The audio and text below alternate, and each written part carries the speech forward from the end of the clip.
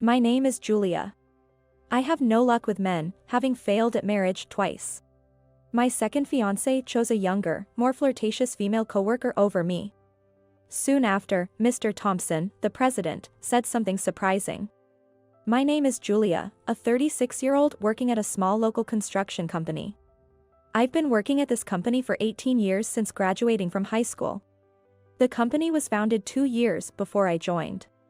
Mr. Thompson studied architecture in college and started a small public office with his father, who was a carpenter. Seeing my dad work was so cool. As a kid, I'd spend all day at the construction sites, just watching him and the other craftsmen work without getting bored. Every time we have a new employee, Mr. Thompson shares the story at the welcome party. I always wanted to be a great carpenter, but I'm afraid of heights. Even being on the second floor makes my legs shake. So, reluctantly, I gave up and studied architecture in college. Many craftsmen are self-employed with no guarantees. I thought, why not create a company and employ everyone? I was young. As someone who's been with the company for a long time, I've heard this story many times, but it still touches me every time. Mr. Thompson loves his craftsmen. It might be a bit unusual, but you could say he has a strong admiration for his father. Normally, you'd expect his father to become the president, but he preferred the field, saying, "That's not for me. I like being on site." And let his son, fresh out of college, take the lead. However, his father, who had worked as a skilled craftsman for many years and was well known, became the sales manager in title. When I joined, the company was smaller, and Mr. Thompson did everything from design to sales to interviewing new employees, while I, fresh out of business high school, took on all the office work. Over time, the number of employees has grown, and now we have 40. Our strength lies in our attentive service that competes with larger construction companies, sticking closely to our community roots. Being one of the oldest employees, I ended up holding the positions of both HR and General Affairs Manager. Although I'm not exactly the type to work aggressively. In my early 20s, I almost got married to someone I met at a matchmaking party a friend invited me to. But as soon as we got engaged, the attitude of the man and his family changed drastically. They became overbearing and treated me as a servant, which scared me, and I called off the engagement. I think it was a bold decision for me, but I'm sure I would have regretted it if I had gone through with the marriage. So I believe my choice was right. I have an older sister and brother, both married with children, so as the third child, I don't get nagged by my parents and enjoy living alone in an apartment near my parents' house. I enjoy my work and, having a bit of trauma about marriage, I sometimes think I might stay single for life. Mr. Thompson once asked me at a company's social, "Julia, are you not going to get married?" Oh. Is it inappropriate to ask about this? It's fine. When I got engaged, I told him that I would quit my job if I got married. That was because my fiance and his family wanted it that way. But since my engagement was called off, I've also explained the situation to him. Well, I haven't decided not to, but what about you, Mr. Thompson? Are you not going to remarry? He got married just after I called off my engagement, in his early 30s, and divorced about 2 years ago. I believe he didn't have any children. Well, I tend to prioritize work, so I guess I'm not cut out to be a family man. This company is like a family to me. It's great for the employees, but it must be hard for a wife. Mr. Thompson, looking dejected, exclaimed, "I thought so," and we ended up having an animated conversation about how complicated marriage can be.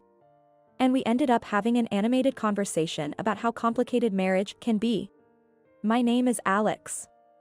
I look forward to working with you starting today. That's how the 30-year-old mid-career hire greeted us at the morning assembly. I conducted his interview, and he came across as a pleasant and promising young man who had been working in sales at a large company in New York. His mother had passed away, leaving his father to live alone, so he moved back to his hometown and changed jobs, worried about his father. I used to work in sales at an electronics manufacturer, so the construction business is new to me, but I'll study hard and do my best. So please teach me. He greeted us like that. First impressions are crucial in sales. His clean, non-threatening demeanor likely contributed to his excellent sales record in his previous job. Since we focus on local community engagement, a lot of our work comes from word of mouth and referrals, but we're weak in acquiring new clients. So we're putting more effort into sales. We have high hopes for you, Alex. I encouraged Alex like this and took care of him in various ways. Being a local himself was an advantage, and customers highly regarded him. Since the main contact for door-to-door sales is usually the housewife, getting a good first impression is quite significant. I was also pleased when he secured his first contract for a new construction project. Great job. Now, we'll leave the rest to our craftsmen. They'll definitely build the house of the client's dreams. To celebrate. Lunch is on me today. What would you like to eat? That's what I said, a bit too excitedly, to which Alex responded. Thank you very much. I'd like to go for drinks rather than lunch. It's my treat. No, I was the one who invited you first, and I can't let a younger man who just joined the company pay. So, let's go Dutch. And somehow, we ended up going out for drinks. Alex is considerate and a good conversationalist, making it enjoyable to drink with him. You've been with the company for a long time, haven't you, Julia? Yes, I guess I'm what you'd call an old-timer. The so-called old lady in the office? As I laughed and said that, he replied, not at all. Julia, you're more like a kind and caring older sister. He said something quite nice that made me happy. You salespeople really know how to make someone feel good with your talk. To that, he surprisingly said, I am actually attracted to women who are more mature than I am. Was he hitting on me? I panicked a bit. Having been away from the dating scene for a while, I couldn't come up with a good response on the spot. Since then, he's been particularly attentive, giving me small gifts that don't require anything in return and don't feel like a burden. Knowing I like cats, he started giving me things like a cat minifigure, a cookie in a cat-themed package, or a cat-themed plastic folder. Each item was only a few dollars, but they brought me a lot of joy. One day, after some time had passed. Would you like to go to a cat adoption event at a nearby home center with me this Sunday? He invited me. Well, cats, right? I'd love to, but my apartment has a no pets policy. My place is owned by our family, so I can have as many as I want. Let's go find a cat we both get along with. As a cat lover, I couldn't refuse. The adoption event had many cats, from kittens to adult cats. All of them were adorable, and I wished I could take them all home. However, the requirements to become a foster parent were quite strict. Living in a pet-friendly residence was a must. But even in pet-friendly places, people who lived alone and were away during the day, as well as the elderly, were not readily welcomed. They required neutering or spaying and vaccinations, and wanted photos of the cat every 3 months to report on their well-being. It seems quite challenging. I was surprised, and a staff member explained there are people who adopt with the intent of abuse. To ensure the cat's happiness, we have to be strict. It was unbelievable. I wonder why anyone would think of mistreating such adorable cats. In the end, Alex owned his home but was a first-time cat owner. Due to the house being empty during the day, the conditions weren't met, so he decided to pass on it this time. What a shame. That brown tabby kitten was so cute. Julia, would you marry me and live with cats? Excuse me? Is it, maybe a bit unfair to lure you with a cat? But please, think it over. The sudden marriage proposal shook me deeply. Of course, it was not that I disliked Alex. And I'm already 36. If I want children, it's almost my last chance. I can't imagine getting married with the same impetus and passion as in my youth, but I might be swayed by a good proposition. Even if it seems calculated. Marrying a successful salesman and becoming a housewife, living with cats. That was a very appealing proposition. I made up my mind and told Alex. If we get married, let's go to an adoption event together and become foster parents. And so, I became engaged to Alex, who is 6 years younger. Since it will likely take some time to hand over my responsibilities after 18 years at the company, I only reported the engagement to Mr. Thompson for now. We're not getting married right away, but we're engaged. I plan to become a housewife once we marry. So I'll ensure a smooth handover so there won't be any issues when I leave. Mr. Thompson was quite surprised and offered a somewhat mixed blessing. Marriage? With Alex? I see, wow, I'm surprised. Well, congratulations. But honestly, losing Julia will be a big loss for us. But congratulations. It wasn't that there had never been office romances before, but in every case, it made things a bit awkward for everyone involved, making it difficult to work. So, Mr. Thompson and I decided to keep it a secret until we handed out invitations to everyone. From then on, I reviewed my work with the assumption that I would be leaving. I made sure that there was nothing only I knew about and began handing over projects where I was the main contact. There shouldn't be any worries since we have capable staff. Thinking about it, I joined this company at 18 and have been here for 18 years. The thought of having spent half my life at this company makes me feel sentimental. Perhaps it's Mr. Thompson's personality or the straightforward nature of the craftsmen here. But the workplace has a good atmosphere and healthy relationships. Of course, it's not without its problems. Currently, the minor issue we're dealing with is a female employee named Samantha. She joined about a year ago through nepotism, being the niece of one of our senior craftsmen. She's the only daughter of the family who went to college in New York with a promise to return home after graduation. She came back all right but ended up loafing around without a job, so her distressed parent turned to our senior craftsman. At first, I thought she was a bright and pretty woman, but she turned out to be quite problematic. We placed her in accounting, but she lacks motivation. She can do what she's told, but she doesn't take initiative. The biggest issue is her condescending attitude towards employees with lower education, especially the craftsmen, whom she looks down upon. However, she's good at putting on a facade, or rather, she's good at acting sweet depending on who she's talking to.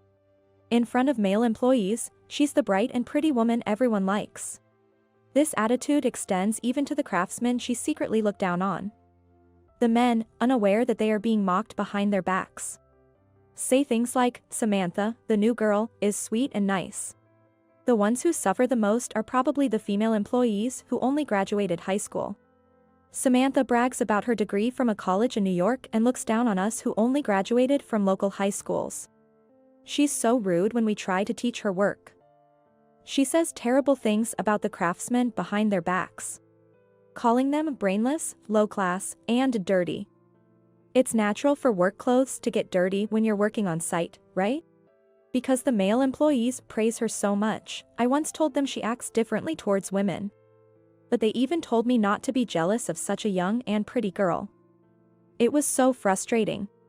Hearing this from the female employees was troubling.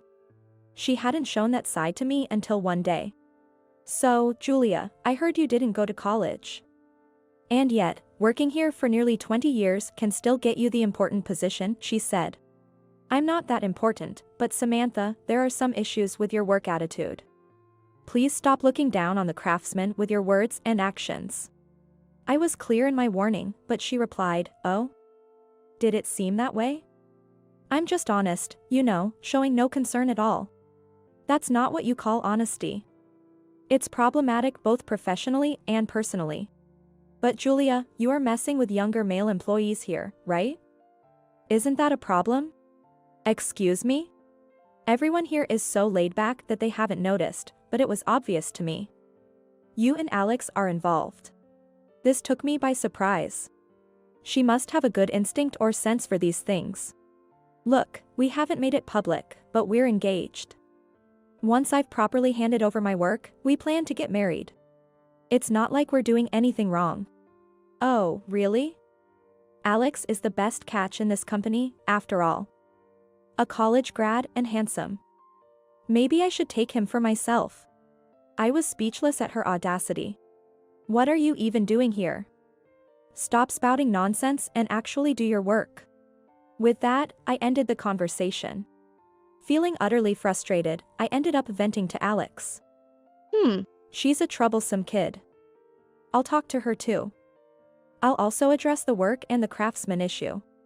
Alex assured me, and I trusted his words. So, when I saw them whispering together in the meeting room, I thought he was taking care of it. And when Alex said I was going to consult with Samantha after work, I even felt reassured.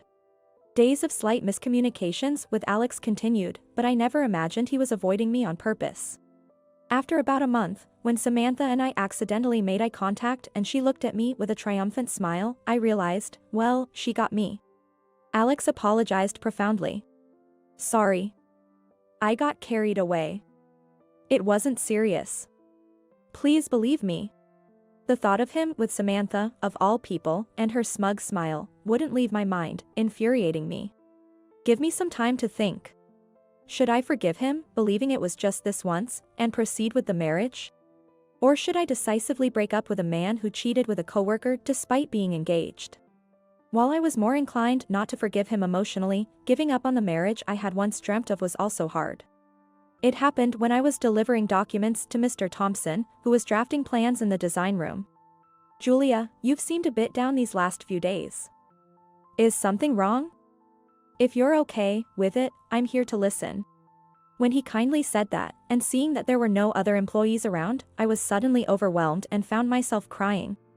Much to my own surprise. I confided everything to him. I guess I just needed someone to hear me out. Matters of the romance are not something others should meddle in. But honestly, from my perspective, while I'd appreciate it if you stayed with the company instead of getting married, what's most important is your happiness, Julia. I hope you make the choice that will make you the happiest. Remember, I'm on your side, he expressed. Yes, I'll give it some more thought. Thank you, I said. After expressing my gratitude to him, I left the room.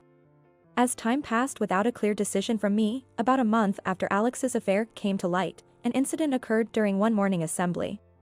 At the end of the morning assembly, Samantha, who was standing next to Alex, took his arm and announced. To everyone here, I have an announcement. I'm getting married to him. This news made everyone present express their surprise aloud. What? The office was abuzz with surprise. While most were simply astonished, it was natural that there were also several female employees who were visibly upset, thinking, what? What is this? This has to be a joke. Of course, I was shocked too, but part of me felt like someone had made the decision I had been struggling with for me. Amidst the murmuring, Alex quietly came up to me and whispered. I'm sorry, the affair turned serious. Well, that's good for you, I said. I was striving to keep my cool. I was genuinely relieved we hadn't announced our engagement. Thinking that lashing out at them or blaming them would only make me feel more miserable, so I bit my lip. It was right after the commotion had started to settle that Mr. Thompson uttered some astonishing words. All right, you two are fired. What? Alex and Samantha looked at him in surprise. In fact, everyone present turned to stare at him in astonishment. Mr. Thompson, please stop with the funny jokes. Alex protested in a half-joking tone. I'm not joking. Both of you are fired, Mr. Thompson reiterated firmly. How can you say something so unilateral? That's just not acceptable. That's absurd. Getting fired just for getting married is ridiculous. Samantha seemed to think the issue was about company marriages. Yes, marriage is something to celebrate. Normally, I'd be the first to congratulate you. But you see, even if it's a small amount. Misuse of company funds is embezzlement, isn't it? Why should the company pay for your dates? What? So, Alex from sales and Samantha from accounting had been quietly using company expenses for their dates? The senior head of accounting turned pale and apologized for the oversight. Well, you wouldn't expect to find such misconduct among our employees. We'll have to be more cautious moving forward. And that's not the only reason. Mr. Thompson sighed in a troubled manner before speaking. Listen, Alex. Our company does not engage in unsavory business practices. You know what I'm referring to, right? What? No, that was not mine, but her idea. She made the first move and it only happened once. Who said you should go that far to secure a contract? The client has agreed not to make it an issue this time. But such actions could harm our company's reputation. How could this be? He went to such lengths just to secure a contract. No way. You're kidding, right? Samantha was also shocked, staring at Alex. And Samantha, your work attitude is appalling. I respect our craftsmen, and this company thrives on their skills. We don't need employees who look down on them. The office fell silent for a moment. Then, gradually, applause began, growing louder and louder. Female employees, who had been stressed out by Samantha's attitude, were visibly relieved, praising Mr. Thompson for speaking up. "It was you, wasn't it? You're getting back at me for stealing your fiancé by telling Mr. Thompson all sorts of things." Samantha yelled at me. "It seems I won't come out of this unscathed either." The office buzzed again. "I didn't do such a thing." "Sure, Alex and I were engaged, and we kept it under wraps. Planning to announce it after the handover of my duties was complete. It's unfortunate how things turned out. But personal matters and work are separate," I clarified. As I said this, voices from the female staff rose in support. "Julia wouldn't do such a thing. We were the ones who went to Mr. Thompson. That's when it happened." Samantha's uncle, a craftsman who had helped her get the job through connections, stepped forward. "I'm terribly sorry for all this. She got involved with a married professor in New York, caused some trouble, and was sent back home. She was loafing around without working, so I was asked by my brother to get her a job here. I'm truly sorry." He apologized deeply, seemingly unaware that he was revealing more than necessary. The two, their unsavory pasts exposed in front of all the employees, left the room with faces turning red and pale, fleeing the scene. An uncomfortable silence hung over the remaining employees. "After everyone gets back to work, but it looks like work might be the last thing on anyone's mind right now, so let's take a 1-hour break." Dismissed. With Mr. Thompson's command, everyone dispersed, forming groups here and there to chat. "Julia, could you come to my office for a bit? I need to talk to you." Mr. Thompson called out, providing me with some relief. The employees seemed eager to hear more from me. As soon as I entered his office, he apologized. "I'm sorry for how things turned out. I intended to keep your situation private. It's not your fault, Mr. Thompson. It seems I just don't have good judgment when it comes to men. To think my engagements would fail twice. Well, maybe it's for the best. A man who can't stay faithful, even if he's competent at work, is no good. Indeed, looking at it another way, I might have narrowly avoided misfortune. And, well, it might seem odd to say this now, but..." He hesitated, unusually for him. "Would you consider me as a potential partner for marriage?" "What?" It's understandable to be surprised, but hear me out. 20 years ago, you joined the company I had just started 2 years before. I fell for you at first sight.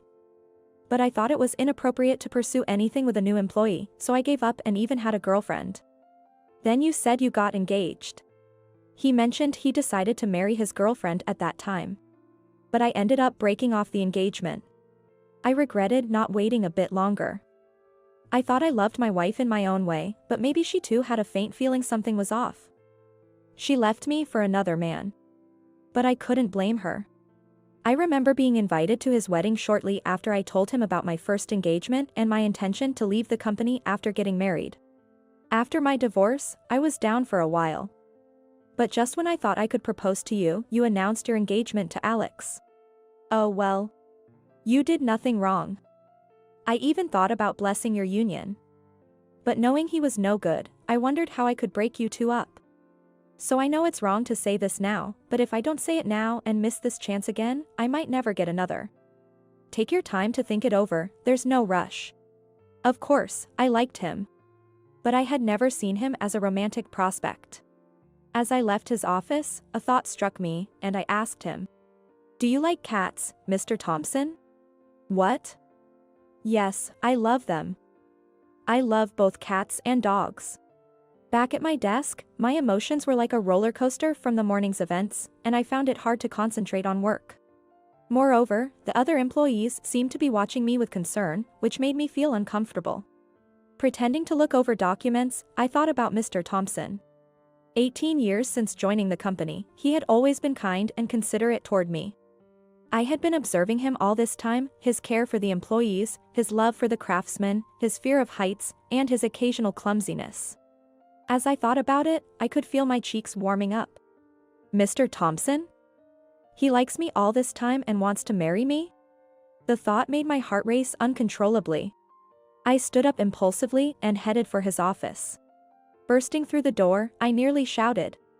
Mr. Thompson. I've made up my mind. Please make me a part of your real family. Really? Are you sure? Yes. If I hesitate, who knows what might happen next? Thank you. I never want to miss another chance with you. With those words, he hugged me. This is how we decided to get married. And then, we announced it to the employees. Naturally, everyone was surprised, but afterwards, we received many congratulations. That day turned into quite the commotion and not much work was done, but Mr. Thompson couldn't really complain. As for the two who were fired, according to Samantha's uncle, the veteran craftsman, they did get married. However, Alex's next job didn't go well, and he seems to be working in a much lower ranking and dubious door-to-door sales role.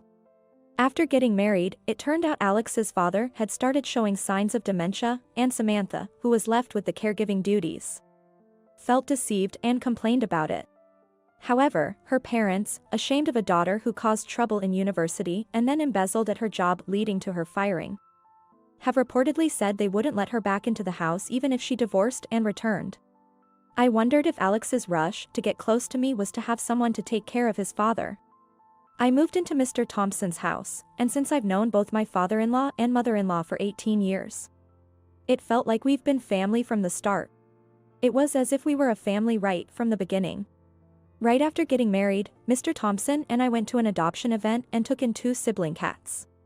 Currently, under my enthusiastic father-in-law's direction, we're building a childcare facility on the company premises. With a childcare facility, we can actively recruit female craftsmen, and Julia can work while raising children, right? Mr. Thompson said. Even after marriage, I still catch myself calling him Mr. Thompson, but by next spring, we might be calling each other by our first names. Life can change dramatically based on timing and choices. Both of us took detours, but we probably won't regret this decision.